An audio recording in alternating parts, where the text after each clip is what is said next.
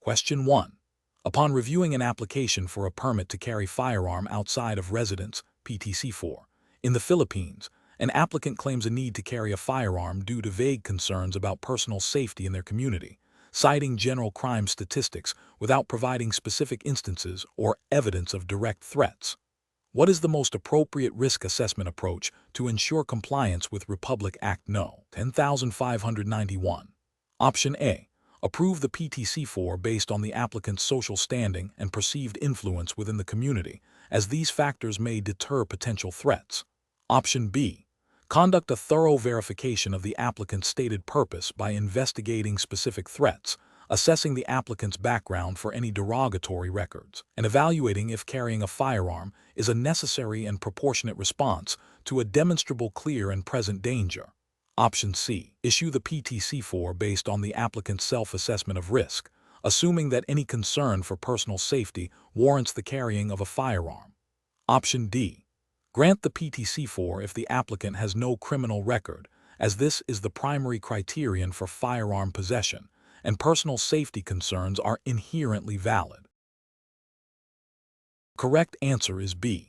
Conduct a thorough verification of the applicant's stated purpose by investigating specific threats, assessing the applicant's background for any derogatory records, and evaluating if carrying a firearm is a necessary and proportionate response to a demonstrable clear and present danger. Explanation. The scenario presents a professional challenge because it requires an applicant for a permit to carry firearm outside of residence, PTCFOR, in the Philippines to navigate the complex risk assessment process while ensuring full compliance with Republic Act No. 10,591, Comprehensive Firearms and Ammunition Regulation Act, and its implementing rules and regulations. The challenge lies in accurately identifying and mitigating potential risks associated with carrying a firearm outside one's residence, balancing the applicant's stated need with public safety concerns, and adhering strictly to the legal requirements for demonstrating a clear and present danger or a lawful purpose. Misinterpreting or downplaying risks can lead to the denial of the permit, while an overly cautious or misapplied assessment could result in unnecessary restrictions or even the approval of a permit for an individual who poses an undue risk. The best professional approach involves a thorough and objective assessment of the applicant's stated purpose for carrying a firearm, meticulously evaluating the evidence presented to substantiate the claim of a clear and present danger or a lawful purpose, and cross-referencing this with the applicant's background and any relevant intelligence. This approach aligns with the spirit and letter of RA 10,591, which mandates that the Chief of the Philippine National Police, PNP, or his or her authorized representative shall consider the applicant's character, integrity, and the absence of any derogatory record, and the necessity of the firearm for the protection of the applicant, his or her family, and his or her property. A comprehensive risk assessment under this framework requires more than just accepting the applicant's word. It necessitates due diligence in verifying the legitimacy and seriousness of the perceived threat, and ensuring that the proposed carrying of a firearm is a proportionate and necessary measure, not an overreaction or a means to circumvent lawful restrictions. An incorrect approach would be to solely rely on the applicant's self-assessment of risk without independent verification. This fails to meet the PNP's responsibility to ensure public safety and uphold the stringent requirements of RA 10,591. Another incorrect approach is to grant the permit based on a vague or unsubstantiated claim of personal security, without a detailed explanation of the specific threats and the measures already taken to mitigate them. This bypasses the critical requirement of demonstrating a clear and present danger that cannot be addressed by other means. Furthermore, approving the permit based on the applicant's perceived social standing or influence, rather than on a demonstrable need and a thorough risk assessment, is a direct violation of the law and undermines the integrity of the firearms licensing system. Professionals tasked with evaluating PTCFOR applications should employ a structured decision-making process that begins with a clear understanding of the legal framework, RA 10,591, and its IRR. This involves systematically gathering all required documentation, conducting thorough background checks, and critically evaluating the applicant's stated purpose and the evidence supporting it. The process should involve a multifaceted risk assessment that considers the applicant's history, the nature of the perceived threat, the proportionality of carrying a firearm as a solution, and the potential impact on public safety. If any aspect of the application or the risk assessment raises red flags, further investigation or clarification should be sought before a decision is made. The ultimate goal is to ensure that PTCFOR are issued only to qualified individuals who have a legitimate and demonstrable need, thereby upholding both individual rights and collective security. Question 2. When evaluating an application for a permit to carry firearm outside of residence (PTCFOR) in the Philippines, which risk assessment methodology best aligns with the principles of Republic Act No. 10,591 and its implementing rules and regulations to ensure public safety and responsible firearm possession? Option A. Risk assessment that focuses on the applicant's financial capacity and social standing as indicators of responsibility, alongside a basic criminal record check. Option B. A comprehensive risk assessment that verifies the applicant's stated need, conducts thorough background checks including mental and emotional fitness evaluations, and assesses potential public safety implications in accordance with RA 10,591 and its IRR. Option C. A risk assessment that prioritizes the administrative completeness of the application forms and supporting documents, assuming that proper paperwork implies suitability. Option D. A risk assessment that primarily relies on the applicant's sworn statement of need and the absence of any immediate derogatory information, without further independent verification. The correct answer is B. A comprehensive risk assessment that verifies the applicant's stated need, conducts thorough background checks including mental and emotional fitness evaluations, and assesses potential public safety implications in accordance with RA 10,591 and its IRR. Explanation. The scenario of applying for a permit to carry firearm outside of residence (PTCFOR) in the Philippines presents a professional challenge due to the inherent risks associated with firearms and the stringent legal requirements designed to mitigate these risks. Applicants must demonstrate a genuine need and a responsible character, while the licensing authority must conduct a thorough risk assessment to ensure public safety. Careful judgment is required to balance the applicant's rights with the state's responsibility to maintain peace and order. The best approach involves a comprehensive risk assessment that meticulously evaluates the applicant's stated need for a PTCFOR against established legal criteria and potential public safety concerns. This includes a thorough background check, verification of the applicant's declared purpose, and an assessment of their mental and emotional fitness, all in strict adherence to Republic Act No. 10,591, Comprehensive Firearms and Ammunition Regulation Act, and its implementing rules and regulations. This approach is correct because it directly aligns with the legislative intent of RA 10,591, which is to regulate firearms to prevent their misuse and ensure responsible ownership and carrying. The IRR specifically outlines the grounds for denial, which include lack of genuine need and derogatory records, underscoring the importance of a detailed risk assessment. An approach that prioritizes the applicant's assertion of need without independent verification is professionally unacceptable. This fails to meet the regulatory requirement for the licensing authority to ascertain the legitimacy of the need, and could lead to the issuance of a PTCFOR to individuals who do not genuinely require it for self-defense or other legally recognized purposes, thereby increasing the risk of misuse. Another professionally unacceptable approach is to grant a PTCFOR based solely on the absence of a criminal record, without a deeper assessment of the applicant's overall character, mental stability, or the specific circumstances that necessitate carrying a firearm outside the residence. RA 10,591 and its IRR mandate a holistic evaluation, not just a superficial check. Finally, an approach that focuses on administrative completeness without a substantive risk assessment is also flawed. While proper documentation is necessary, it does not substitute for the critical evaluation of whether the applicant poses a risk to themselves or others, which is the core of the PTCFOR application process. Professionals should employ a decision-making framework that begins with understanding the legal mandate, RA 10,591, and proceeds to a systematic information gathering and verification process, involves a critical analysis of the collected information against established risk factors and legal criteria, and culminates in a well-reasoned decision that prioritizes public safety while respecting due process. Question 3. The analysis reveals that a licensed firearm holder in the Philippines, possessing a valid permit to carry firearm outside of residence, PTCFOR, is uncertain about the implications of a recent PNP directive that appears to impose new restrictions on carrying firearms in certain commercial establishments.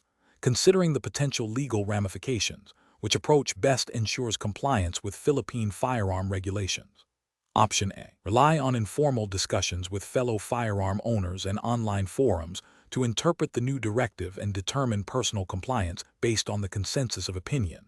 Option B. Assume that the existing PTCFOR grants unrestricted permission to carry a firearm in all public spaces, including commercial establishments, unless explicitly stated otherwise by a physical sign at the entrance. Option C. Proactively contact the PNP Firearms and Explosives Office (FIO) to seek official clarification on the scope and limitations of the PTCFOR in light of the new directive, specifically regarding the types of establishments where carrying a firearm is permissible or prohibited. Option D. Cease carrying the firearm outside of residence entirely until the situation becomes clearer, without making any effort to obtain official guidance. The correct answer is C. Proactively contact the PNP Firearms and Explosives Office (FIO) to seek official clarification on the scope and limitations of the PTCFOR in light of the new directive, specifically regarding the types of establishments where carrying a firearm is permissible or prohibited. Explanation: the analysis reveals a scenario where a licensed firearm owner in the Philippines is seeking to understand the nuances of their permit to carry firearm outside of residence, PTCFOR, in relation to recent policy changes. This is professionally challenging because it requires not only knowledge of the existing firearm laws, but also the ability to interpret and apply recent directives from the Philippine National Police, PNP, Firearms and Explosives Office (FIO). Misinterpreting these directives can lead to serious legal consequences, including the revocation of the PTCFOR and potential criminal charges. Careful judgment is required to ensure compliance with the evolving regulatory landscape. The best professional practice involves proactively seeking official clarification from the PNP-FEO regarding the scope and limitations of the PTCFOR, especially concerning the carrying of firearms in specific types of establishments. This approach is correct because it directly addresses the ambiguity arising from the new policy by engaging the authoritative body responsible for its interpretation and enforcement. This ensures that the firearm owner's actions are aligned with the most current and accurate understanding of the law, thereby upholding the principle of lawful possession and carrying of firearms as mandated by Republic Act No. 10,591, Comprehensive Firearms and Ammunition Regulation Act, and its implementing rules and regulations, as well as any subsequent PNP directives. An incorrect approach would be to rely solely on informal advice from other gun owners, or to assume that the PTCFOR automatically permits carrying a firearm in all public spaces, including those with explicit prohibitions. This is professionally unacceptable because it disregards the official channels for regulatory interpretation and relies on potentially outdated or inaccurate information. Such an approach risks violating specific provisions of the law or PNP circulars that may restrict carrying firearms in certain sensitive areas or establishments, even with a valid PTCFOR. Another incorrect approach is to interpret the PTCFOR as a blanket authorization to carry a firearm without considering any specific restrictions or conditions that may be imposed by the PNP-FEO or by law. This is professionally unacceptable as it demonstrates a lack of diligence in understanding the full scope of the permit and its limitations. The PTCFOR is not an absolute right but a privilege granted under specific conditions, and failure to adhere to these conditions can lead to its revocation. A further incorrect approach would be to cease carrying the firearm altogether due to uncertainty, without seeking clarification. While seemingly cautious, this fails to address the underlying need for understanding the regulations and can lead to unnecessary restrictions on the lawful exercise of rights. It also misses the opportunity to ensure compliance and continue lawful carrying if the new policy permits it under certain conditions. The professional reasoning process for similar situations should involve: first, identifying the specific regulatory framework governing the activity, in this case, RA 10,591 and PNP directives concerning PTCFOR. Second, recognizing any ambiguity or recent changes in the regulatory landscape. Third, prioritizing the acquisition of information from official and authoritative sources, PTCFOR. Fourth, applying the clarified information to the specific circumstances to ensure compliance.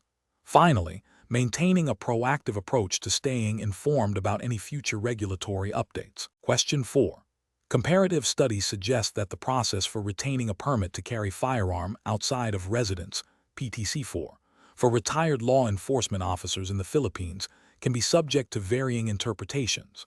Considering the regulatory framework of the Philippines, which approach best ensures compliance with the Firearms and Ammunition Regulation Act, Republic Act No. 10,591, and its implementing rules and regulations when a former Philippine National Police, PNP, officer applies for PTCFOR renewal after their separation from service. Option A. Deny the PTCFOR renewal for all former PNP officers upon their separation from service, as the permit is exclusively intended for active duty personnel. Option B. Conduct a comprehensive review of the applicant's current eligibility, including verification of their service record for any disciplinary issues, assessment of their current mental and physical fitness, and confirmation that they meet all updated legal requirements for PTCFOR, irrespective of their retired status. Option C. Automatically approve the PTCFOR renewal for all retired PNP officers, as their past service is deemed sufficient qualification for continued firearm carrying privileges. Option D. Grant the PTCFOR renewal based on a letter of recommendation from the applicant's former commanding officer, without requiring further documentation or verification of current qualifications. The correct answer is B.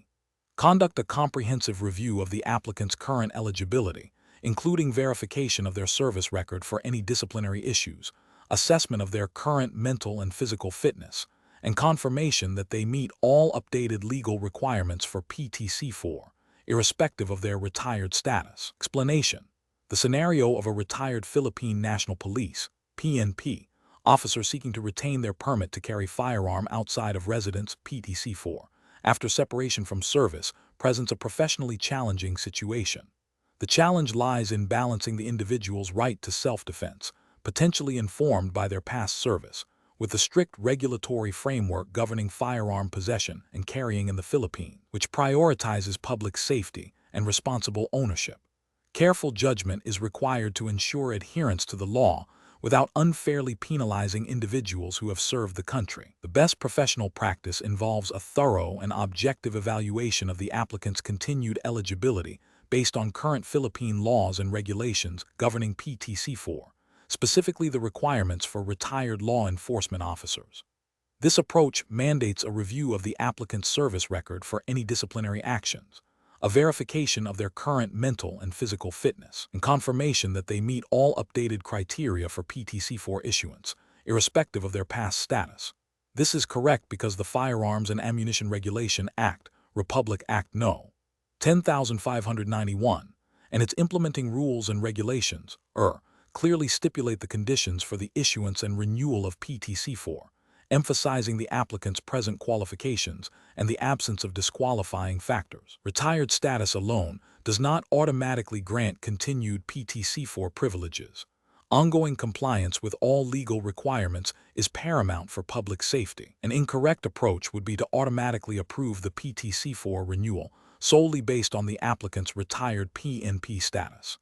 This fails to acknowledge that the legal framework for PTCFOR is dynamic and requires ongoing assessment of an individual's fitness and adherence to current regulations. The ethical failure here is the potential compromise of public safety by overlooking current legal mandates.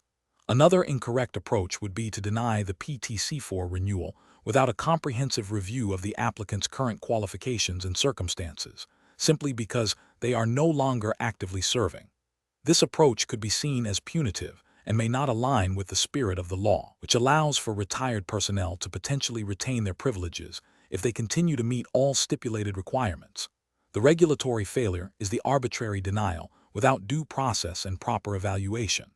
A third incorrect approach would be to grant the PTCFOR renewal based on informal assurances or personal recommendations from former colleagues, without adhering to the prescribed documentation and verification processes. This bypasses the established legal procedures designed to ensure responsible firearm ownership and poses a significant risk to public safety by circumventing the necessary checks and balances. The professional decision-making process for similar situations should involve a systematic, evidence-based approach. This includes 1. Clearly identifying the relevant legal and regulatory framework, e.g., RA 10591 and its IRR. 2. Gathering all necessary documentation from the applicant, including proof of retirement, updated medical and psychological clearances, and any other required certifications. 3. Conducting thorough background checks and verifications as mandated by law. 4. Applying the legal criteria objectively and impartially to the gathered evidence. 5. Documenting the entire decision-making process for transparency and accountability. This structured approach ensures that decisions are legally sound, ethically defensible, and prioritize public safety. Question 5. The investigation demonstrates that an applicant for a permit to carry firearm outside of residence, PTCFOR, in the Philippines has a documented history of multiple domestic disputes reported to local law enforcement, although none of these incidents resulted in criminal charges or convictions. Which of the following approaches best reflects the required due diligence and regulatory compliance for processing this PTCFOR application? Option A. Rely solely on the applicant's written statement about the domestic disputes and their resolution, without seeking independent verification or further investigation. Option B. Conduct a thorough review of all reported domestic disputes, interview the applicant and any relevant parties if necessary, and assess the applicant's overall character and temperament in light of this history before making a decision, in accordance with RA 10591 and its IRR. Option C. Automatically deny the PTCFOR application due to the presence of multiple domestic dispute reports, as this indicates a potential for instability. Option D. Grant the PTCFOR application without further inquiry, as the absence of criminal convictions means there are no legal disqualifications.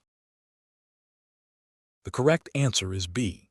Conduct a thorough review of all reported domestic disputes, interview the applicant and any relevant parties if necessary, and assess the applicant's overall character and temperament in light of this history before making a decision, in accordance with RA 10591 and its IRR. Explanation.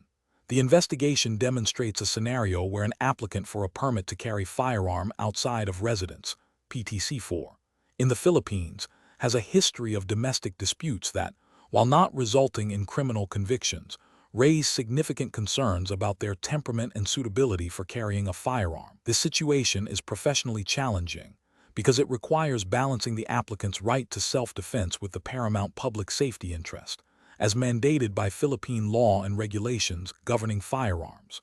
The decision-maker must meticulously evaluate the applicant's character and potential risk without resorting to arbitrary denial. The best professional practice involves a thorough, individualized assessment of the applicant's suitability, considering all available information, including the nature and frequency of the domestic disputes, any mitigating circumstances, and evidence of rehabilitation or improved behavior.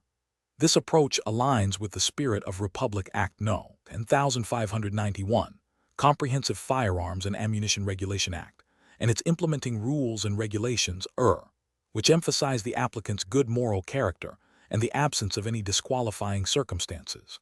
A comprehensive review, potentially including interviews and background checks beyond mere criminal records, allows for an informed decision that upholds both individual rights and public safety. An incorrect approach would be to automatically deny the PTCFOR application solely based on the existence of domestic dispute reports, even without criminal convictions. This fails to acknowledge that Philippine law requires a more nuanced evaluation and does not automatically disqualify an individual based on unsubstantiated allegations or incidents that did not lead to formal charges or convictions.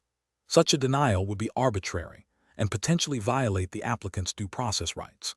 Another incorrect approach would be to grant the PTCFOR application without further investigation into the domestic disputes, assuming that the absence of criminal convictions is sufficient. This overlooks the regulatory requirement to assess the applicant's character and temperament, which can be compromised by a pattern of domestic conflict, even if it hasn't reached the threshold of criminal prosecution. Public safety demands a proactive assessment of potential risks.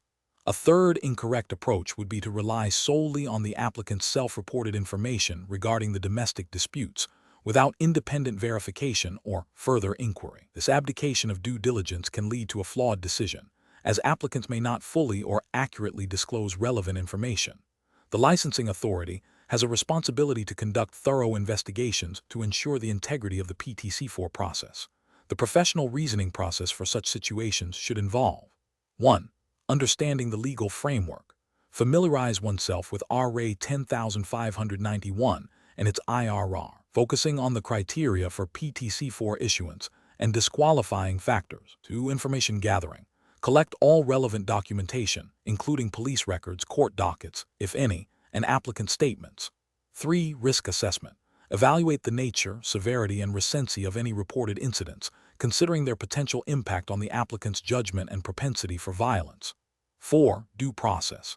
Ensure the applicant is given an opportunity to respond to any adverse information and present mitigating evidence. 5. Informed decision-making.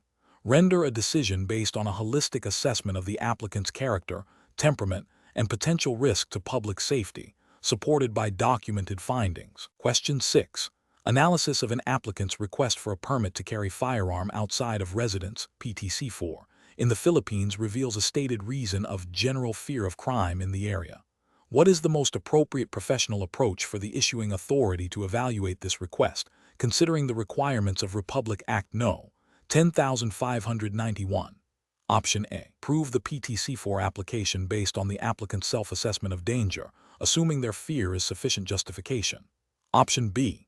Deny the application outright, stating that a general fear of crime is not a valid reason for carrying a firearm outside of residence. Option C. Accept the applicant's statement at face value and issue the PTCFOR, relying on their reputation within the community as an indicator of responsible behavior. Option D. Request specific, verifiable details about the nature and source of the perceived threat, conduct a thorough background check for disqualifying factors, and assess local crime statistics to corroborate the applicant's claim. The correct answer is D. Request specific, verifiable details about the nature and source of the perceived threat, conduct a thorough background check for disqualifying factors, and assess local crime statistics to corroborate the applicant's claim. Explanation. Scenario analysis. This scenario is professionally challenging because it requires an applicant for a permit to carry firearm outside of residence, PTCFOR, in the Philippines to navigate the complex interplay between personal circumstances, public safety concerns, and the strict legal requirements for firearm possession. The applicant's stated reason for needing a PTCFOR, while potentially valid, must be rigorously assessed against the established criteria to ensure it does not compromise public order or national security, and that the applicant is not disqualified by any legal prohibitions. The onus is on the applicant to demonstrate a genuine and justifiable need, and on the issuing authority to conduct a thorough and impartial evaluation. Correct approach analysis.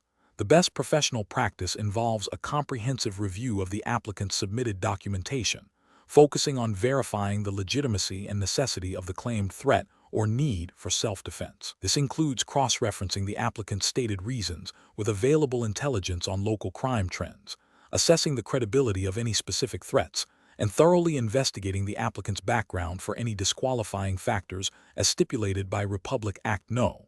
10,591, Comprehensive Firearms and Ammunition Regulation Act, and its implementing rules and regulations. This approach prioritizes adherence to the law, public safety, and due diligence in the permitting process. Incorrect approach is analysis. Submitting the application without providing specific, verifiable details about the nature and source of the perceived threat is professionally unacceptable. This failure to substantiate the claim leaves the application unsubstantiated and open to rejection, as it does not meet the requirement of demonstrating a clear and present danger necessitating the carrying of a firearm outside of one's residence. It bypasses the due diligence expected in the application process. Accepting the applicant's self-assessment of danger without independent verification or further inquiry is also professionally unsound. This approach risks issuing a permit based on subjective fears rather than objective evidence, potentially compromising public safety by arming individuals who may not have a legally justifiable need or who might pose an undue risk. It neglects the responsibility of the issuing authority to ensure the applicant meets all legal prerequisites. Relying solely on the applicant's reputation within their community, without a formal background check or assessment of specific threats, is inadequate. While community standing can be a positive attribute, it does not substitute for the legal requirements of demonstrating a genuine threat and the absence of disqualifying factors under Philippine law. This approach overlooks critical legal and security considerations. Professional reasoning. Professionals involved in the PTCFOR application process must adopt a systematic and evidence-based approach. This involves understanding the nuances of Republic Act No. 10,591 and its IRR, meticulously examining all submitted documents, conducting thorough background checks, and independently verifying the applicant's stated need. The decision-making process should be guided by the principle of balancing the applicant's right to self-defense with the paramount duty to protect public safety and maintain law and order. Any doubt regarding the legitimacy of the need or the applicant's suitability should lead to further investigation or denial of the application. Question 7. Consider a scenario where a licensed firearm owner in the Philippines who holds a valid permit to carry firearm outside of residence, PTCFOR, for a specific handgun, also owns a legally registered shotgun. The owner intends to carry the shotgun for self-defense while traveling to a remote area for a hunting trip. What is the most appropriate course of action to ensure compliance with Philippine law regarding the carrying of firearms? Options: A. Verify that the shotgun is explicitly listed on the existing PTCFOR and that the travel to the hunting area is within the permitted scope and conditions of the PTCFOR. B. Proceed to carry the shotgun, assuming that a valid PTCFOR for one firearm implicitly covers other legally owned firearms for purposes like hunting. C. Carry the shotgun without any further verification, relying on the general legality of owning the firearm and the existence of a PTCFOR for another weapon. D. Carry the shotgun and present the PTCFOR for the handgun if questioned by authorities, believing it demonstrates a general intent to comply with firearm regulations. Option A. Carry the shotgun and present the PTCFOR for the handgun if questioned by authorities, believing it demonstrates a general intent to comply with firearm regulations. Option B. Verify that the shotgun is explicitly listed on the existing PTCFOR and that the travel to the hunting area is within the permitted scope and conditions of the PTCFOR. Option C. Proceed to carry the shotgun, assuming that a valid PTCFOR for one firearm implicitly covers other legally owned firearms for purposes like hunting. Option D. Carry the shotgun without any further verification, relying on the general legality of owning the firearm and the existence of a PTCFOR for another weapon. The correct answer is B. Verify that the shotgun is explicitly listed on the existing PTCFOR and that the travel to the hunting area is within the permitted scope and conditions of the PTCFOR. Explanation: Scenario analysis. This scenario presents a professional challenge for a firearm owner in the Philippines who has been issued a permit to carry firearm outside of residence, PTCFOR. The challenge lies in understanding the precise scope and limitations of this permit, particularly concerning the types of firearms that can be carried and the conditions under which such carrying is permissible. Misinterpreting these regulations can lead to serious legal consequences, including the revocation of the PTCFOR and potential criminal charges. The owner must exercise careful judgment to ensure compliance with the Philippine National Police (PNP) regulations and the Firearms and Ammunition Regulation Act. Correct approach analysis. The best professional practice involves a thorough understanding of the specific firearm types authorized by the PTCFOR and adherence to the stated conditions of its issuance. This means verifying that the firearm being carried is explicitly listed on the permit and that the carrying is for the purpose and under the circumstances for which the permit was granted. The Firearms and Ammunition Regulation Act, Republic Act No. 10,591, and its implementing rules and regulations, clearly define the requirements and limitations for carrying firearms. A PTCFOR is issued for a specific firearm and is subject to conditions set by the chief of the PNP. Therefore, carrying a firearm not listed on the permit or carrying it in a manner or location prohibited by the permit's conditions constitutes a violation. Incorrect approach is analysis. One incorrect approach is to assume that a PTCFOR grants unlimited authority to carry any firearm owned by the permit holder. This is a critical misunderstanding of the permit's specificity. The permit is tied to a particular firearm, and carrying a different firearm, even if legally owned, without an endorsement or a separate permit for that specific weapon, is a violation of RA 10,591. Another incorrect approach is to carry the firearm in a manner or location that contravenes the conditions stipulated in the PTCFOR or general PNP regulations, such as carrying it into prohibited areas, e.g., government buildings, schools, banks, unless specifically authorized. The permit is not a blanket authorization for carrying in all public spaces at all times. A third incorrect approach is to rely on informal advice or assumptions about the permit's validity without consulting official sources or the permit document itself. The legal framework governing firearms in the Philippines is strict, and ignorance of the law is not a defense. Professional responsibility demands proactive verification of all permit conditions and relevant regulations. Professional reasoning. Professionals in possession of a PTCFOR should adopt a proactive and diligent approach to compliance. This involves 1.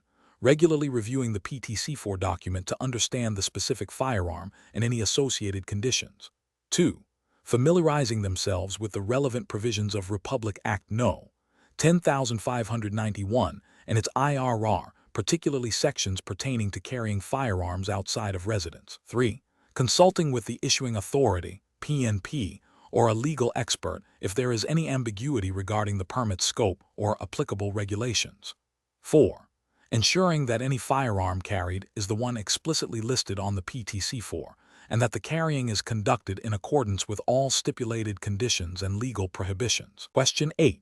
During the evaluation of a permit to carry firearm outside of residence, PTCFOR, application in the Philippines, an applicant, a prominent businessman, claims he needs to carry a firearm due to vague concerns about his personal safety while traveling between his various business establishments. He has provided a letter from his company stating his importance to its operations, but no specific threat assessment or police report detailing any credible danger. What is the most appropriate course of action for the licensing authority? Option A. Issue a provisional PTCFOR while further investigation into the applicant's safety concerns is conducted, allowing him to carry a firearm for a limited period. Option B. Request further documentation from the applicant to substantiate the claimed threat, such as a formal threat assessment from a security professional or a police report detailing any specific incidents or credible threats against him or his business. Option C. Deny the PTCFOR immediately, citing the lack of specific evidence of a threat, and advise the applicant that such permits are only for individuals facing imminent and demonstrable danger. Option D. Approve the PTCFOR based on the applicant's status as a prominent businessman and the letter from his company, assuming his importance warrants a higher level of personal security. The correct answer is B. Request further documentation from the applicant to substantiate the claimed threat, such as a formal threat assessment from a security professional or a police report detailing any specific incidents or credible threats against him or his business. Explanation. This scenario presents a professional challenge due to the inherent responsibility associated with firearms and the strict regulatory framework governing their possession and carrying in the Philippines. A firearms license holder must demonstrate not only proficiency, but also a clear and justifiable need for carrying a firearm outside their residence, adhering to the specific provisions of Republic Act No. 10,591, the Comprehensive Firearms and Ammunition Regulation Act, and its implementing rules and regulations. The decision-making process requires a thorough understanding of the legal requirements for a permit to carry firearm outside of residence, PTCFOR, and the applicant's circumstances, balancing the right to self-defense with public safety concerns. The best professional approach involves a meticulous review of the applicant's submitted documentation, focusing on whether the stated purpose for carrying a firearm outside the residence aligns with the grounds recognized by law and policy for PTCFOR issuance. This includes verifying the legitimacy of the applicant's profession or business, the nature of the threats or risks they face, and the completeness and authenticity of supporting documents such as threat assessments or employer certification. This approach is correct because it directly addresses the core legal requirements for PTCFOR ensuring that the issuance is based on a demonstrable and legally recognized need, thereby upholding the integrity of the firearms licensing system and public safety. An incorrect approach would be to approve the PTCFOR based solely on the applicant's assertion of a perceived threat without independent verification or corroborating evidence. This fails to meet the legal standard for demonstrating a genuine and substantial risk that necessitates carrying a firearm outside the residence, potentially leading to the issuance of a permit to individuals who do not meet the stringent criteria, thereby undermining public safety and the rule of law. Another incorrect approach is to deny the PTCFOR based on a personal bias or a generalized assumption about the applicant's character, rather than on specific legal disqualifications or a lack of demonstrated need. This is ethically unsound and legally indefensible, as decisions must be based on objective criteria and established regulations, not subjective opinions. Finally, approving the PTCFOR based on the applicant's financial contribution or influence, rather than on the merits of their application and adherence to legal requirements, represents a severe ethical and regulatory failure. This practice corrupts the process, prioritizes personal gain over public safety, and erodes trust in the firearms regulatory system. Professionals in this field must employ a decision-making framework that prioritizes adherence to Republic Act No. 10,591 and its IRR. This involves a systematic evaluation of each application against established legal criteria, demanding objective evidence to support claims of threat or need, and maintaining impartiality throughout the process. The focus should always be on whether the applicant has met the burden of proof required by law for the issuance of a PTCFOR, ensuring that such permits are granted only to those who genuinely require them for legally recognized reasons and pose no undue risk to public safety. Question 9. Research into the process of obtaining a permit to carry firearm outside of residence, PTCFOR, in the Philippines reveals varying advice regarding necessary supporting documents. An applicant, having previously registered a firearm, is seeking to apply for a PTCFOR and has heard from friends that certain documents used for registration are sufficient. They are also considering submitting their application with a few missing documents, planning to provide them later, and have found some information on unofficial online forums. Which approach best ensures compliance with Philippine regulations for a PTCFOR application? Option A. Rely on the advice of friends who have previously obtained firearm permits and assume that the documents used for firearm registration are sufficient for a PTCFOR application. Option B. Directly consult the official Philippine National Police, PNP, Firearms and Explosives Office, FEO, website and guidelines, and if necessary, contact the FEO or a reputable licensed gun dealer for clarification on the precise, current documentation requirements for a PTCFOR. Option C. Prioritize information found on unofficial online forums and assume it accurately reflects the current and complete list of required documents for a PTCFOR. Option D. Submit the PTCFOR application with a few missing documents, intending to provide them at a later stage to expedite the initial submission. The correct answer is B.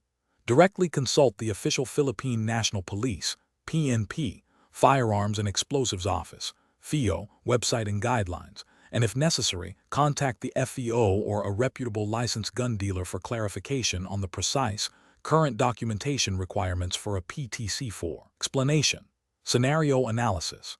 This scenario is professionally challenging because it requires an applicant for a permit to carry firearm outside of residence, PTCFOR, in the Philippines to navigate potentially conflicting information from different sources regarding the required supporting documents.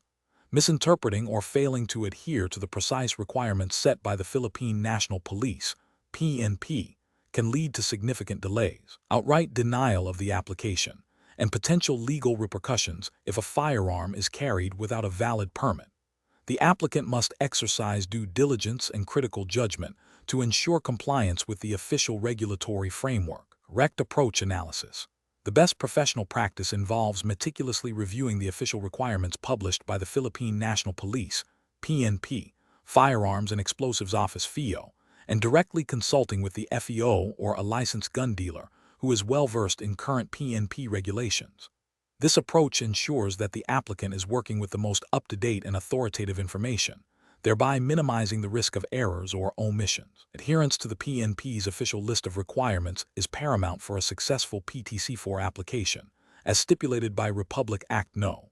10,591, Comprehensive Firearms and Ammunition Regulation Act, and its implementing rules and regulations, Incorrect approaches analysis, relying solely on anecdotal advice from friends or online forums, even if they have experience with PTCFOR applications, is a significant regulatory failure. Such information may be outdated, inaccurate, or specific to a different time or circumstance, and does not constitute official guidance. Similarly, assuming that requirements for a previous firearm registration will automatically apply to a PTCFOR application is a flawed premise. PTCFOR applications have distinct documentation requirements separate from initial firearm registration, and failure to provide the specific documents mandated for a PTCFOR constitutes a direct violation of the application process. Lastly, prioritizing convenience by submitting incomplete documentation with the intention of providing missing items later is a procedural error that can lead to application rejection, and is not in line with the diligent application process expected by the PNP. Professional reasoning. Professionals in this situation should adopt a systematic approach. First, identify the authoritative source of information, which is the PNP-FEO. Second, cross-reference information from multiple reliable sources, prioritizing official PNP publications and direct communication with the FEO. Third, meticulously gather all required documents as per the official checklist. Fourth, if any ambiguity exists, seek clarification directly from the issuing authority before submitting the application. This methodical process ensures compliance and demonstrates a commitment to responsible firearm ownership and adherence to Philippine law. Question 10. The control framework reveals that an applicant for a permit to carry firearm outside of residence, PTCFOR, in the Philippines has submitted their application 2 weeks past the initial deadline. The standard fees are a PHP 1, 500 application fee, a PHP 500 background check fee, and a PHP 200 fingerprinting fee. The regulations stipulate a PHP 100 penalty for each week of delay in submission. What is the total amount the applicant must pay to ensure their application is processed correctly, considering the late submission? Option A, PHP 2 300. Option B, PHP 2 100. Option C, PHP 2 000. Option D, PHP 1 700. The correct answer is A, PHP 2 300. Explanation. Scenario analysis. This scenario is professionally challenging because it requires the applicant to accurately calculate the required fees based on specific, potentially fluctuating government rates and to understand the implications of late payment. Miscalculation or misunderstanding of the fee structure can lead to application rejection, delays, and potential penalties, impacting the applicant's ability to legally carry a firearm. Careful judgment is required to ensure all calculations are precise and all regulatory timelines are met. Correct approach analysis. The best professional practice involves meticulously calculating the total application fee by summing the base application fee, the background check fee, and the fingerprinting fee, and then adding the statutory penalty for late submission. This approach directly adheres to the guidelines set by the Philippine National Police, PNP, Firearms and Explosives Office, FEO, regarding PTCFOR applications and their associated costs, including penalties for delays. The calculation is as follows. Base fee, PHP 1, 500 plus background check fee, PHP 500, plus fingerprinting fee, PHP 200, plus late penalty, PHP 100, equals PHP 2 300. This method ensures compliance with all stipulated fees and penalties, reflecting a thorough understanding of the regulatory requirements. Incorrect approaches analysis. One incorrect approach is to simply sum the base application fee, background check fee, and fingerprinting fee without accounting for the late penalty. This fails to acknowledge the regulatory consequence of submitting the application beyond the stipulated deadline, leading to an incomplete and incorrect fee submission. Another incorrect approach is to only pay the base application fee and assume all other costs are included or waived. This demonstrates a fundamental misunderstanding of the tiered fee structure for PTCFOR applications and ignores specific charges for essential components like background checks and fingerprinting. A further incorrect approach is to estimate the total fee based on a previous application or general knowledge, without consulting the current, official fee schedule.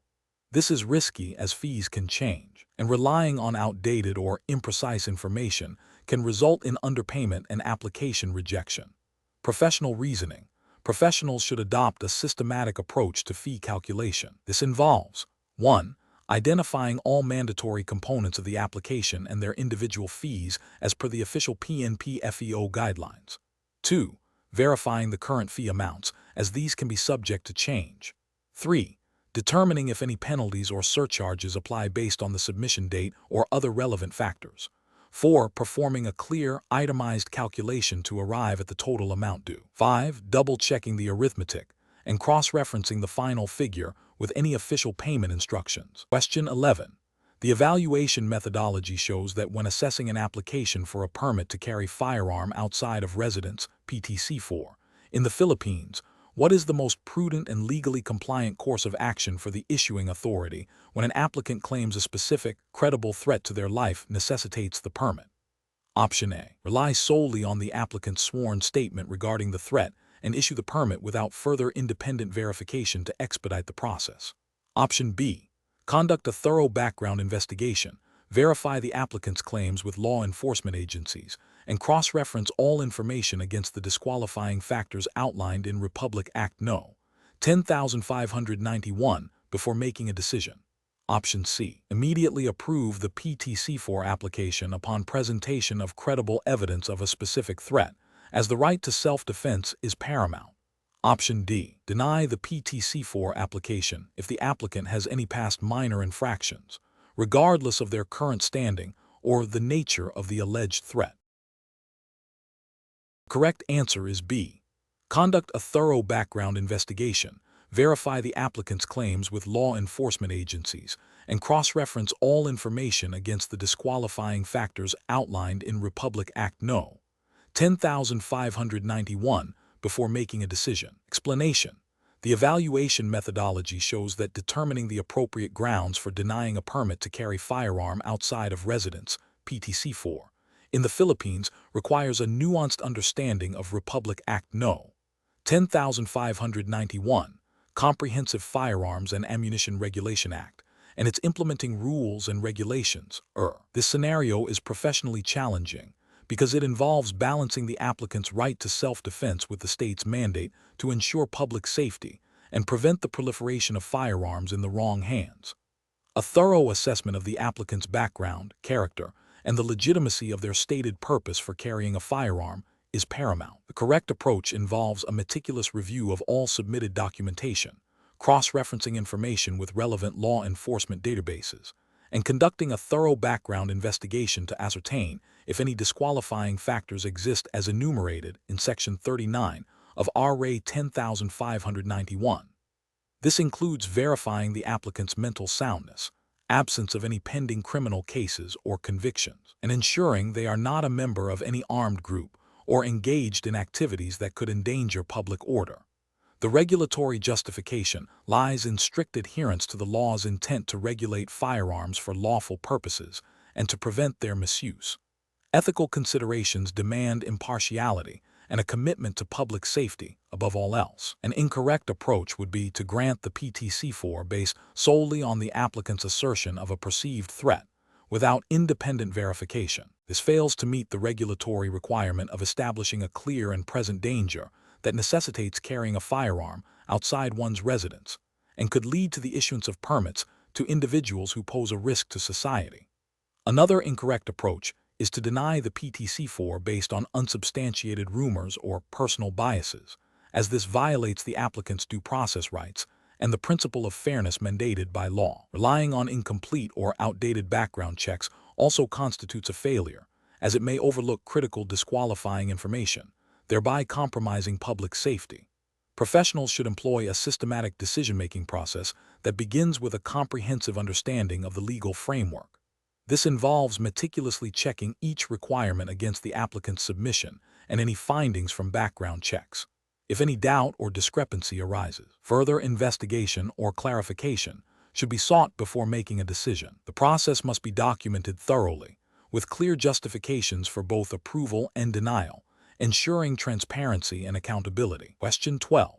The The control framework reveals that an applicant for a permit to carry firearm outside of residence (PTCFOR) in the Philippines has a prior conviction for slight physical injuries. Considering the provisions of Republic Act No. 10,591 and its implementing rules and regulations, which of the following approaches best reflects professional judgment and adherence to the law when evaluating this application? Option A. Approve the PTCFOR application based on a recommendation from a local official, bypassing the standard background check and legal review. Option B. Conduct a thorough review of the applicant's entire record, including the nature and recency of the conviction, and assess evidence of rehabilitation and current suitability, exercising discretion as permitted by law. Option C.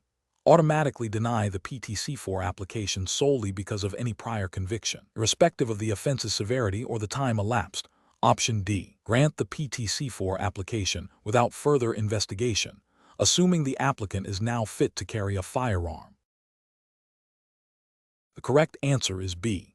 Conduct a thorough review of the applicant's entire record, including the nature and recency of the conviction, and assess evidence of rehabilitation and current suitability, exercising discretion as permitted by law. Explanation.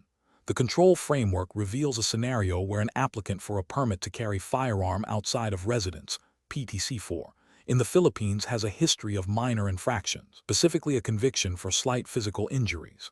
This presents a professional challenge because the Philippine National Police, PNP, Firearms and Explosives Division, Fed, must balance the applicant's right to self-defense with public safety and the integrity of firearm licensing. The decision requires a nuanced understanding of the legal requirements and the spirit of Republic Act No. 10,591, Comprehensive Firearms and Ammunition Regulation Act, and its implementing rules and regulations. The best professional practice involves a thorough review of the applicant's entire record, including the nature of the conviction, the time elapsed since the offense, evidence of rehabilitation, and the specific circumstances surrounding the incident. This approach prioritizes a holistic assessment, recognizing that not all convictions are automatically disqualifying if the applicant can demonstrate they are no longer a risk. Specifically, under the IRR of RA 10,591, disqualifications are often tied to the gravity of the offense and the applicant's current disposition. A conviction for slight physical injuries, while a disqualifier on its face, may be overcome by demonstrating rehabilitation and a lack of ongoing threat, especially if the incident was isolated and occurred a significant time ago. The PNP-FED is empowered to exercise discretion in such cases, provided there is sufficient evidence to support a favorable decision. This aligns with the principle of due process and the aim of RA 10,591 to ensure responsible firearm ownership. An approach that automatically denies the PTCFOR solely based on any conviction, regardless of its nature or recency, fails to consider the nuances of rehabilitation and the specific disqualification criteria outlined in the law. The IRR specifies certain offenses that are absolute disqualifiers, and slight physical injuries, depending on the context and subsequent behavior, may not fall into that absolute category. This rigid interpretation disregards the PNP's discretionary powers and the principle of individualized assessment. Another incorrect approach would be to grant the PTCFOR without a comprehensive background check or an interview to assess the applicant's current demeanor and the circumstances of the past offense. This bypasses due diligence and could compromise public safety by issuing a permit to someone who may still pose a risk, even if their conviction was for a less severe offense. It neglects the PNP's mandate to ensure that firearm licensees are fit and proper persons. Finally, an approach that relies on informal recommendations or personal connections rather than established legal criteria and thorough investigation is also professionally unacceptable. This undermines the integrity of the licensing process, introduces bias, and fails to uphold the rule of law. The PTCFOR application process is governed by specific regulations, and any deviation from these established procedures compromises the fairness and effectiveness of the system. Professional decision-making in such situations requires a systematic process. First, a meticulous review of all submitted documents and background checks. Second, an assessment of the applicant's criminal record against the disqualifying offenses listed in RA 10,591 and its IRR. Third, if the offense is not an absolute disqualifier, an evaluation of mitigating factors, evidence of rehabilitation, and the applicant's current suitability. And fourth, a documented decision based on the totality of the evidence and in adherence to PNP guidelines and legal mandates. Question 13. System analysis indicates that a prominent business executive in the Philippines has applied for a permit to carry firearm outside of residence, PTCFOR, citing an increased risk of kidnapping and extortion due to their high public profile and recent business dealings. The applicant has submitted all standard documentation, including proof of firearm ownership, training certificates, and a notarized affidavit detailing the perceived threats. What is the most professionally sound approach for the licensing officer to take in evaluating this application? Option A. Rely solely on the submitted documents, including the notarized affidavit, to determine the validity of the threat and approve or deny the application without further interaction with the applicant. Option B. Approve the PTCFOR application immediately upon receipt of the notarized affidavit, as the applicant's prominence and stated concerns are sufficient justification for carrying a firearm outside their residence. Option C. Deny the PTCFOR application outright due to the applicant's high public profile, as this inherently increases the risk of misuse or accidental discharge, regardless of the specific threat assessment. Option D.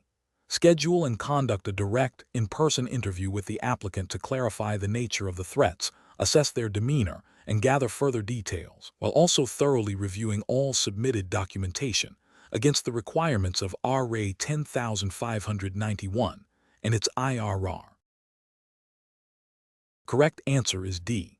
Schedule and conduct a direct, in-person interview with the applicant to clarify the nature of the threats, assess their demeanor, and gather further details, while also thoroughly reviewing all submitted documentation against the requirements of RA 10591 and its IRR.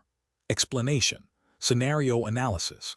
This scenario presents a professional challenge for a firearm licensing officer in the Philippines. The core difficulty lies in balancing the applicant's stated need for self-defense against potential threats with the stringent requirements and public safety mandate of the Firearms and Ammunition Regulation Act, RA 10591, and its implementing rules and regulations, The officer must meticulously assess the credibility of the threat, the applicant's suitability, and the potential risks associated with issuing a permit to carry firearm outside of residence, PTCFOR, all while adhering to established procedures and legal frameworks. A hasty or biased decision could compromise public safety or unjustly deny a legitimate applicant's rights.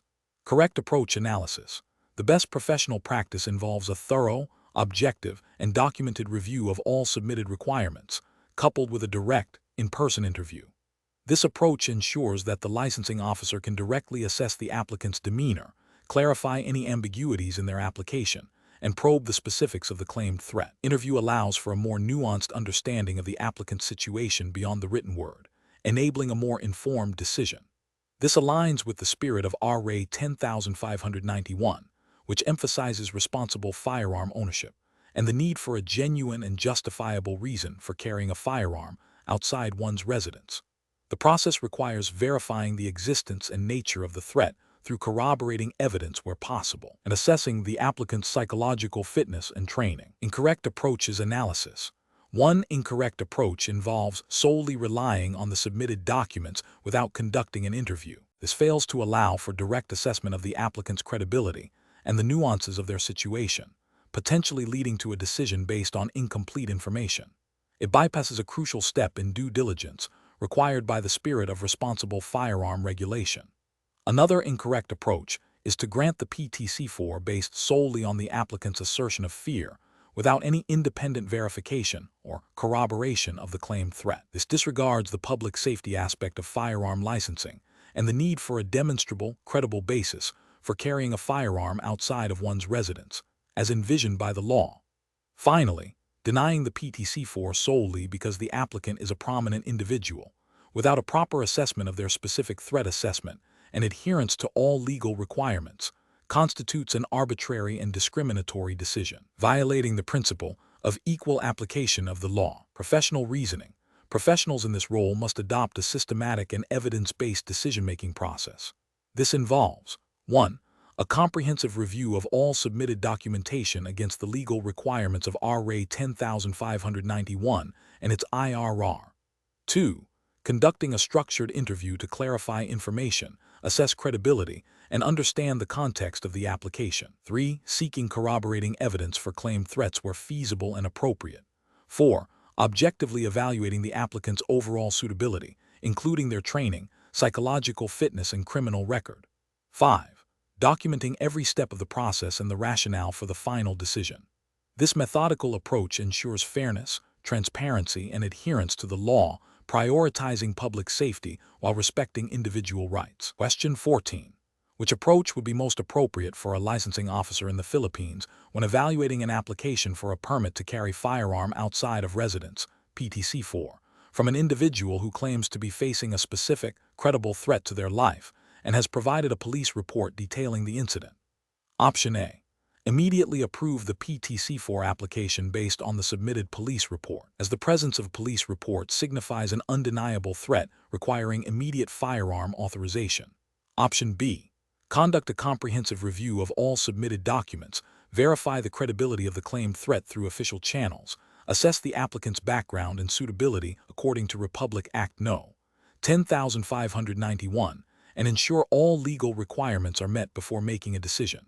Option C. Deny the PTCFOR application due to the inherent risks associated with allowing more firearms in public spaces, regardless of the applicant's specific circumstances or the details in the police report. Option D. Grant the PTCFOR application based on the applicant's personal testimony of fear and the police report, without conducting further independent verification of the threat, or assessing the applicant's overall suitability beyond basic identification. The correct answer is B. Conduct a comprehensive review of all submitted documents, verify the credibility of the claimed threat through official channels, assess the applicant's background and suitability according to Republic Act No. 10,591, and ensure all legal requirements are met before making a decision. Explanation. This scenario presents a professional challenge because it requires balancing the applicant's stated need for self-defense with the stringent requirements and public safety considerations mandated by Philippine law for the issuance of a permit to carry firearm outside of residence, PTCFOR. The applicant's perceived threat, while genuine to them, must be rigorously assessed against objective criteria and established legal standards to prevent the misuse of firearms and maintain public order. Careful judgment is required to avoid arbitrary decisions, either by granting a permit without sufficient justification or by unfairly denying a legitimate need. The best approach involves a thorough, objective, and documented assessment of the applicant's stated threat and the necessity of carrying a firearm outside their residence. This includes verifying the credibility of the threat through official police reports or other corroborating evidence, evaluating the applicant's suitability based on their background check, training, and mental fitness, and ensuring that all documentation submitted meets the requirements of Republic Act No. 10,591, Comprehensive Firearms and Ammunition Regulation Act, and its implementing rules and regulations. This approach aligns with the legal framework by prioritizing public safety and ensuring that PTCFOR are issued only to qualified individuals with a demonstrable and justifiable need, thereby upholding the law's intent to regulate firearms responsibly. An approach that relies solely on the applicant's personal assertion of fear, without independent verification, fails to meet the legal standard for demonstrating a clear and present danger that necessitates carrying a firearm. This bypasses the due diligence required by the Philippine National Police, PNP, and the Firearms and Explosives Office, FIO, to ensure public safety, potentially leading to the issuance of permits to individuals who may pose a risk. Another incorrect approach is to deny the application based on a generalized concern about firearm proliferation, without specific findings related to the applicant's individual circumstances or the absence of a credible threat. This would be an arbitrary denial, failing to consider the applicant's right to seek protection under the law if a genuine need is established and all legal requirements are met. Furthermore, an approach that prioritizes expediency over thoroughness, such as approving the permit based on incomplete documentation or a cursory interview, undermines the integrity of the PTCFOR application process. This could result in unqualified individuals obtaining permits, thereby compromising public safety and violating the spirit and letter of Republic Act No. 10,591, Professionals in this field should employ a systematic decision-making process that begins with a comprehensive understanding of Republic Act No. 10,591 and its IRR. This involves meticulously reviewing all submitted documents, conducting thorough background checks, verifying the credibility of any claimed threats through official channels, and assessing the applicant's overall suitability. The decision should be based on objective evidence and adherence to established legal criteria, ensuring fairness to the applicant while safeguarding public interest. Documentation of every step in the process is crucial for accountability and to withstand potential legal challenges. Question 15. Investigation of a PTCFOR application in the Philippines reveals an applicant who claims to be a victim of persistent threats and harassment, providing a police report detailing recent incidents. However, the applicant is a prominent businessperson with significant social connections. The licensing officer is under informal pressure from a mutual acquaintance of the applicant to expedite the approval. What is the most appropriate course of action for the licensing officer to ensure compliance with Philippine law and professional ethics? Option A. Expedite the approval of the PTCFOR based on the applicant's prominence and the informal request, assuming that such an individual would not apply without genuine need, and that the police report is sufficient evidence of threat. Option B. Deny the PTCFOR application immediately, citing general concerns about the proliferation of firearms and the potential for misuse, without a detailed assessment of the applicant's specific circumstances and evidence. Option C. Approve the PTCFOR application, but attach a personal note to the file indicating that the approval was made due to the applicant's influence and the request from a mutual acquaintance. Document the reason for expedited processing. Option D. Conduct a thorough review of all submitted documents, verify the legitimacy of the threats through independent means if possible, and ensure the applicant meets all statutory requirements for PTCFOR under Republic Act No. 10,591 and its implementing rules and regulations, making a decision solely based on these findings, irrespective of the applicant's status or external pressure. The correct answer is D.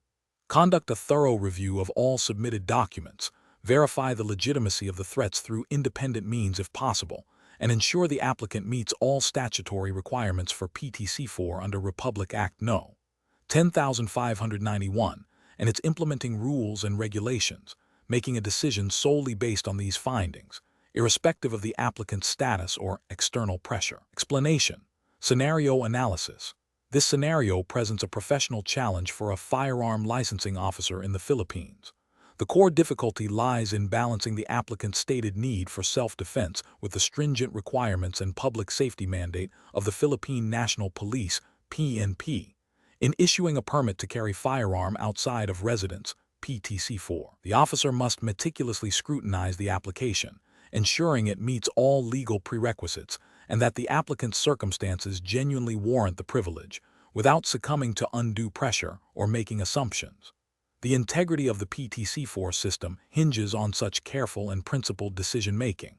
Correct approach analysis.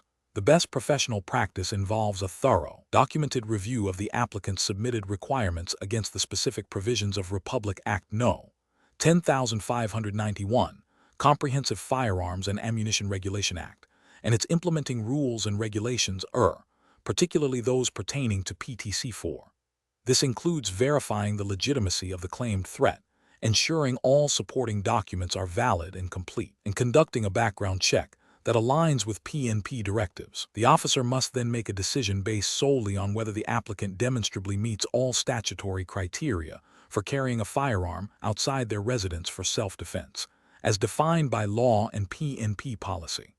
This approach upholds the rule of law and the PNP's responsibility to public safety. Incorrect approaches analysis. One incorrect approach involves approving the PTCFOR based solely on the applicant's assertion of a perceived threat, without independent verification or corroborating evidence. This bypasses the legal requirement for demonstrating a clear and present danger that necessitates carrying a firearm, potentially compromising public safety, by issuing a permit without sufficient justification.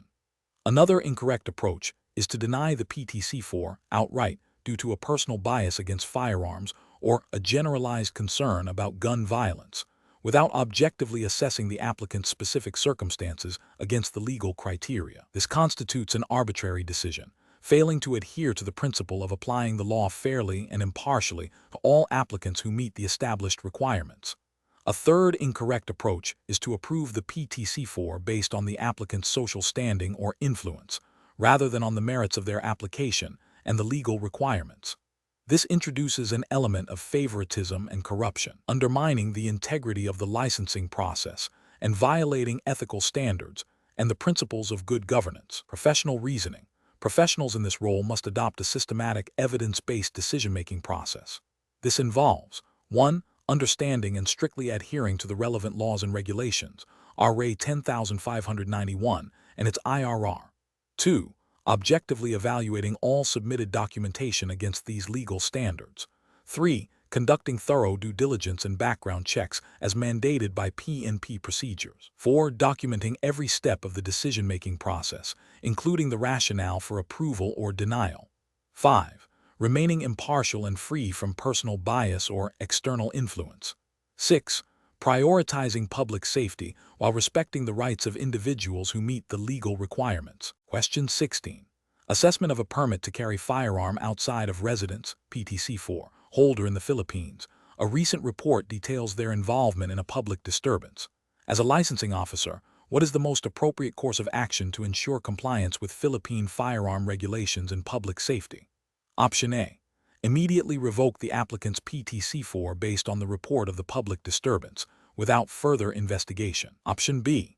Initiate a formal review process to investigate the public disturbance incident and determine its impact on the applicant's continued eligibility for the PTCFOR, requesting an explanation from the applicant and gathering relevant documentation. Option C. Disregard the incident report, assuming the PTCFOR remains valid until its expiration date. Option D. Inform the applicant verbally to be more careful in the future, without any formal documentation or review of the PTCFOR status. The correct answer is B. Initiate a formal review process to investigate the public disturbance incident and determine its impact on the applicant's continued eligibility for the PTCFOR, requesting an explanation from the applicant and gathering relevant documentation. Explanation. Scenario analysis. This scenario presents a professional challenge for a firearm licensing officer in the Philippines. The applicant has a valid permit to carry firearm outside of residence, PTCFOR, but has recently been involved in a public disturbance. The challenge lies in balancing the applicant's legal right to carry a firearm with the public safety imperative and the responsible exercise of discretion by the licensing authority. The officer must consider not only the current PTCFOR status, but also the implications of the recent incident on the applicant's suitability and the potential risk to public order. This requires a nuanced understanding of the Philippine National Police, PNP, regulations governing firearms and PTCFOR, particularly concerning grounds for revocation or suspension. Correct approach analysis. The best professional practice involves initiating a formal review process to assess the applicant's continued eligibility for a PTCFOR. This approach acknowledges the seriousness of the public disturbance incident and its potential impact on public safety. It aligns with the PNP's mandate to ensure responsible firearm ownership and prevent the misuse of firearms. The officer should formally request an explanation from the applicant regarding the incident and gather relevant documentation, such as police reports. This information would then be used to determine if the incident constitutes grounds for the suspension or revocation of the PTCFOR, as outlined in relevant PNP regulations and Republic Act No. 10,591, Comprehensive Firearms and Ammunition Regulation Act. This methodical approach ensures due process for the applicant while prioritizing public safety. Incorrect approaches analysis. One incorrect approach is to immediately revoke the PTCFOR based solely on the report of a public disturbance without further investigation. This fails to provide the applicant with due process and may be an overreaction to an unsubstantiated or minor incident, bypasses the established procedures for reviewing PTCFOR validity, and could lead to legal challenges. Another incorrect approach is to ignore the incident report entirely, assuming the existing PTCFOR remains valid until its expiry. This demonstrates a dereliction of duty by the licensing authority. The PNP has a responsibility to monitor firearm holders and address any information that suggests a potential risk to public safety. Failing to act on credible reports of misconduct undermines the integrity of the firearms licensing system and compromises public security. A third incorrect approach is to simply advise the applicant to be more careful in the future without any formal documentation or review. While well-intentioned, this lacks the necessary procedural rigor. It does not create a record of the incident or the officer's assessment, leaving no basis for future action if similar issues arise. It also fails to formally address whether the incident warrants a review of the PTCFOR status according to established regulations. Professional reasoning. Professionals in this role must adopt a systematic and evidence-based decision-making process. This involves 1. Acknowledging and documenting all relevant information, including incident reports. 2. Understanding the specific legal and regulatory framework governing firearms and permits in the Philippines, e.g., RA 10591 and PNP regulations. 3. Initiating appropriate investigative or review procedures as mandated by these regulations. 4.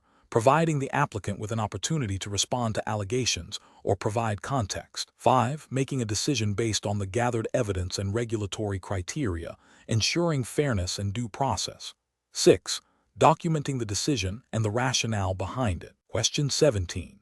System analysis indicates that a firearm licensing officer in the Philippines is reviewing an application for a permit to carry firearm outside of residence, PTCFOR. The applicant, a prominent businessman, claims to have received credible threats due to a high-profile business dispute and has provided a valid license to own and possess firearm LTOF, a police clearance, a neuropsychiatric evaluation, and a drug test result. The applicant is eager for a swift approval, emphasizing the urgency of his situation. Which approach best ensures compliance with Republic Act No. 10,591 and its implementing rules and regulations while upholding public safety? Option A. Deny the PTCFOR application solely because the applicant's wealth and business dealings might make him a target, without further investigation into the specific nature and credibility of the alleged threats. Option B. Issue the PTCFOR based on the applicant's personal assurance of the threats and the fact that he is a respected member of the community, bypassing the need for detailed verification of the submitted clearances and evaluations. Option C. Approve the PTCFOR immediately based on the applicant's status as a prominent businessman and the provision of a valid LTOF, assuming that such individuals are inherently targets and require immediate protection. Option D. Conduct a meticulous review of all submitted documents, verifying their authenticity and sufficiency, and independently assess the credibility and specificity of the threats to determine if a clear and present danger to life or limb exists, as required by law, before approving or denying the PTCFOR. The correct answer is D. Conduct a meticulous review of all submitted documents, verifying their authenticity and sufficiency, and independently assess the credibility and specificity of the threats to determine if a clear and present danger to life or limb exists, as required by law, before approving or denying the PTCFOR. Explanation. Scenario analysis. This scenario presents a professional challenge for a firearm licensing officer in the Philippines. The core of the challenge lies in balancing the applicant's stated need for self-defense against potential threats with the stringent requirements and public safety considerations mandated by Philippine law for the issuance of a permit to carry firearm outside of residence, PTCFOR. The officer must meticulously assess the credibility of the threat, the applicant's suitability, and adherence to all legal prerequisites without succumbing to undue pressure or making assumptions. This requires a deep understanding of Republic Act No. 10,591, Comprehensive Firearms and Ammunition Regulation Act, and its implementing rules and regulations, particularly those pertaining to PTCFOR. Correct approach analysis. The best professional practice involves a thorough, documented review of the applicant's submitted requirements, focusing on the objective evidence supporting the claim of a clear and present danger. This includes verifying the authenticity and sufficiency of the police clearance, neuropsychiatric evaluation, drug test results, and the specific, verifiable details of the threat.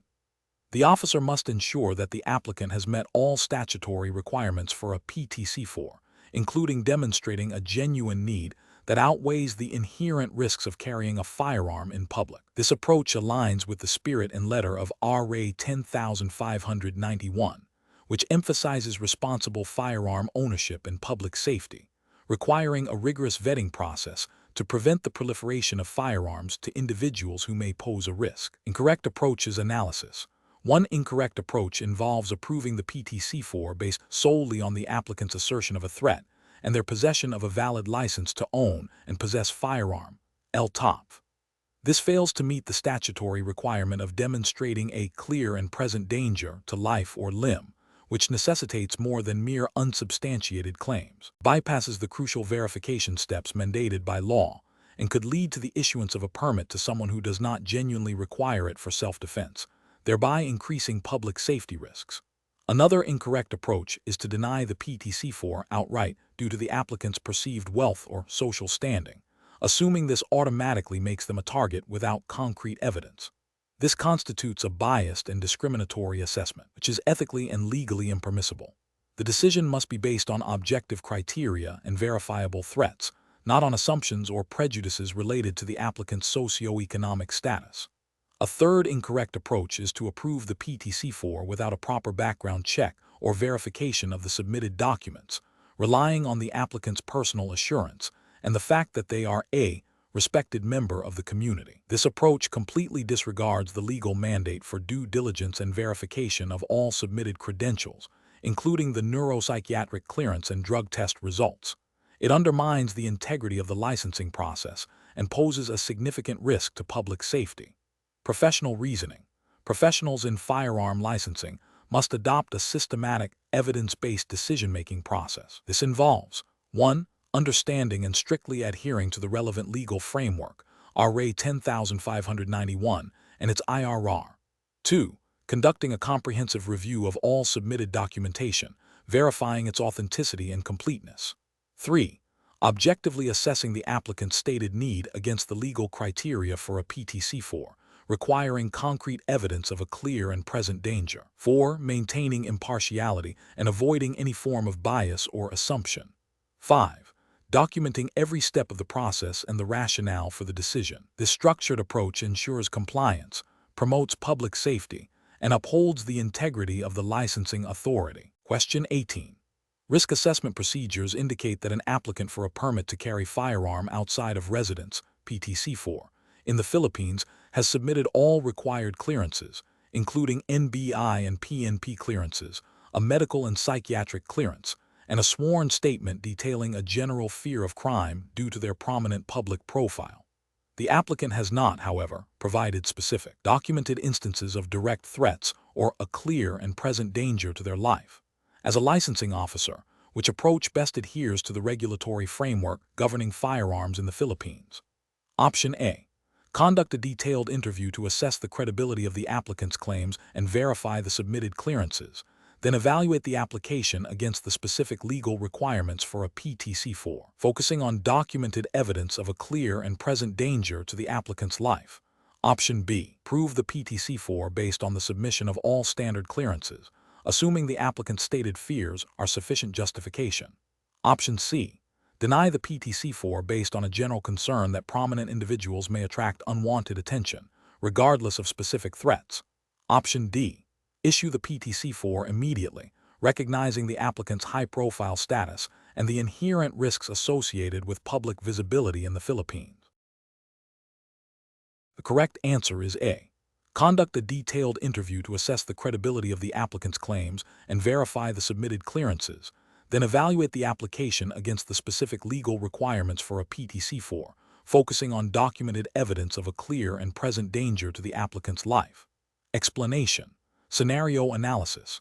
This scenario presents a professional challenge for a firearm licensing officer in the Philippines. The challenge lies in balancing the applicant's stated need for self-defense with the stringent requirements and public safety considerations mandated by Philippine law for the issuance of a permit to carry firearm outside of residence, PTCFOR. The officer must meticulously evaluate the applicant's circumstances against the legal framework, ensuring that the issuance of a PTCFOR is justified and does not pose an undue risk to public safety. This requires a deep understanding of the relevant laws and regulations, as well as the ability to discern genuine threats from unsubstantiated fears. Correct approach analysis. The best professional practice involves a thorough, documented review of the applicant's submitted documents, including the National Bureau of Investigation, NBI, clearance, Philippine National Police, PNP clearance, medical and psychiatric clearance, and a sworn statement detailing the specific threats or circumstances necessitating the PTCFOR. This approach requires the officer to verify the authenticity and completeness of all submitted clearances, and to conduct a detailed interview to assess the credibility of the applicant's claims of threat. The officer must then cross-reference these findings with the requirements outlined in Republic Act No. 10,591, Comprehensive Firearms and Ammunition Regulation Act, and its implementing rules and regulations specifically focusing on the grounds for issuance of a PTCFOR, such as a clear and present danger to the applicant's life. The decision must be based on objective evidence and adherence to established legal criteria, ensuring that the PTCFOR is issued only when legally warranted and that all procedural safeguards are met. Incorrect approaches analysis. One incorrect approach would be to grant the PTCFOR solely based on the applicant's assertion of being a high-profile individual and the general fear of crime, without requiring specific, verifiable evidence of a direct and immediate threat. This fails to meet the legal standard of demonstrating a clear and present danger, as mandated by Philippine law, and prioritizes perceived status over documented risk. Another incorrect approach would be to deny the PTCFOR based on a personal bias or a generalized concern about the proliferation of firearms, without a thorough review of the applicant's documentation and the legal grounds for denial. This bypasses the due process requirements and the specific criteria established by law for PTCFOR applications. A further incorrect approach would be to approve the PTCFOR based on a cursory review of the clearances, assuming their validity without independent verification or a proper interview. This neglects the officer's responsibility to ensure the integrity of the licensing process and could lead to the issuance of a permit to an individual who may not genuinely meet the stringent requirements. Professional reasoning. Professionals in this role must adopt a systematic and evidence-based decision-making process. This involves 1. Understanding the legal framework, thoroughly familiarizing oneself with Republic Act No. 10,591 and its IRR, particularly the provisions governing PTCFOR. 2. Document verification, rigorously checking the authenticity and validity of all submitted clearances and supporting documents. 3. Applicant assessment, conducting a comprehensive interview to assess the credibility of the applicant's stated reasons and the nature of any perceived threats. 4. Risk evaluation, objectively evaluating the evidence against the legal criteria for issuing a PTCFOR, focusing on whether a clear and present danger to the applicant's life has been established. 5. Documentation, meticulously documenting all steps taken, findings, and the rationale for the final decision to ensure transparency and accountability. Question 19. System analysis indicates that a licensed firearm holder in the Philippines has been issued a permit to carry firearm outside of residence PTCFOR for a specific handgun. The holder now possesses a different legally registered handgun and wishes to carry this new firearm. What is the most appropriate course of action to ensure compliance with Philippine law regarding the PTCFOR? Option A. Carry the new handgun, as the PTCFOR is a general permit for carrying any legally owned firearm for personal protection. Option B. Obtain a new PTCFOR specifically for the newly acquired handgun, ensuring it is listed on the new permit before carrying it. Option C. Carry the new handgun, but only if the caliber of the new handgun is the same as the one listed on the existing PTCFOR. Option D. Carry the new handgun, assuming the existing PTCFOR covers any legally registered firearm the holder possesses. The correct answer is B. Obtain a new PTCFOR specifically for the newly acquired handgun, ensuring it is listed on the new permit before carrying it. Explanation. Scenario analysis. This scenario presents a professional challenge for a firearm owner in the Philippines who has obtained a permit to carry firearm outside of residence, PTCFOR.